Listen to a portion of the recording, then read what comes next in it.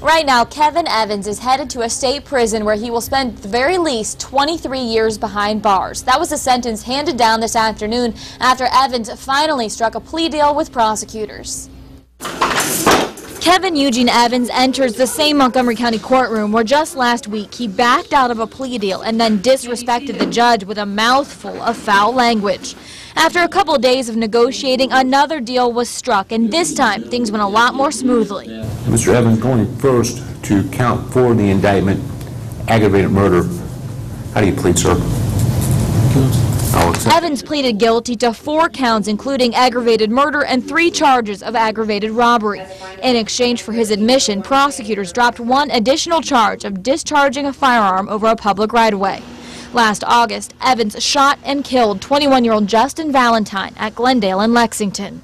There's 2 families that lost here, my family and his family, and I'm just glad it's over with. Valentine's family says they didn't want to go to trial, even though prosecutors said the case against Evans was strong.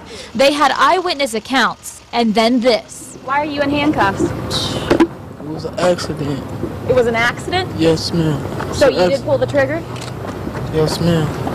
I pulled the trigger, but it was an accident. It was the wrong person.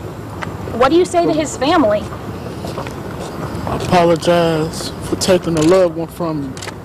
I hope you forgive me for this. Case and the interview you did with the defendant in this case, obtaining the confession that you did, again added to the evidence in this case that was overwhelming against the defendant.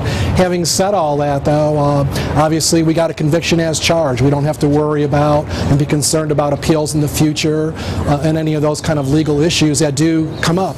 All rise. This court is adjourned.